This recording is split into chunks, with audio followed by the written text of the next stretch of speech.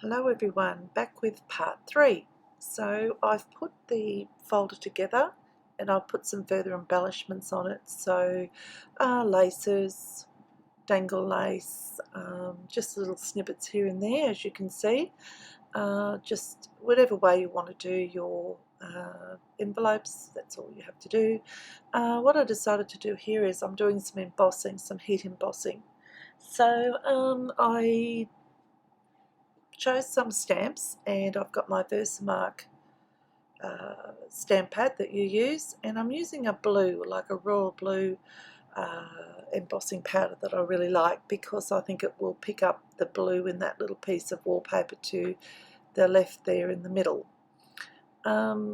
Yeah, so this is how you do embossing. I'm sure I don't need to show anybody how to do embossing, so I will just do this bit and then I do some further on throughout the flip out. So I'll fast forward that little bit, but yeah, basically you do your stamping. I'm just sort of getting some off to the side there into the bin, little remnants of the embossing powder, and then I'm going to use my heat tool to set it, which I'll do in a moment. So you save your powder for the next time, and you can reuse it over and over again, the extra bits. So yeah, here I'm just heat embossing it until it sets, and you'll know when it sets. It sets like you know, it goes hard. It goes from a powder, a wet powder, to a hard surface that you can you know, you can touch and everything. So further on, and I'm just looking where I want to put some more embossing. I've decided I'm going to put some script stamping here, but bit of a boo-boo again. In my haste to do it, I've put my script stamp upside down. So easy fix. I've just realised there what I've done.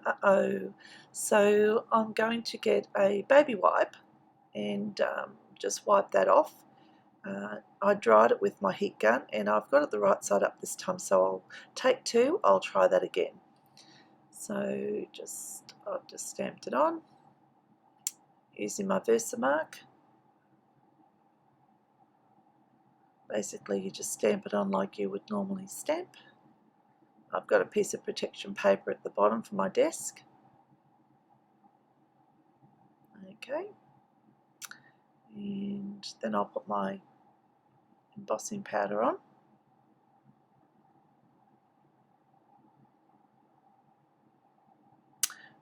Probably a good tip is to, if you're an organised person and you know what you want, you could probably do these all separately before you actually stick them together. It would make life a lot easier, but I sort of work the opposite way, and I just do whatever comes into my head, and it changes quite a lot as to what I see and how things come out.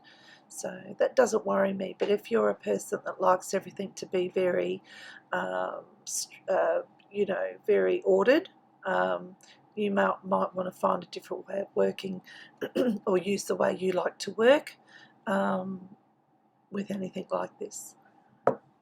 Like I said, this is just the way I do my projects, and you can adapt this to anything you want to do, really. Just finding the lid there in your messy workspace, and then I'm going to heat emboss that. I've used a little paintbrush there because I noticed some was catching. I didn't want it on my images, so I did that, and I'm just heat embossing them all. Heat embossing that script stamping. Doesn't take too long. You can see to the left there too, on the bottom of the first flip out there, I've added a little piece of, a couple of little pieces of cuts of lace. Just, it looks nice when you open it instead of seeing the plain paper.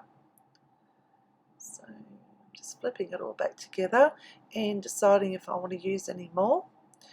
And I like the look of that. And then I'm thinking I could put something there, but I quite like it just with the plain look there. And then I remembered I had another image in here, and there was a sort of down the bottom of that pretty image there, it looked a bit empty just above the lace, so I've decided I'm going to use something there.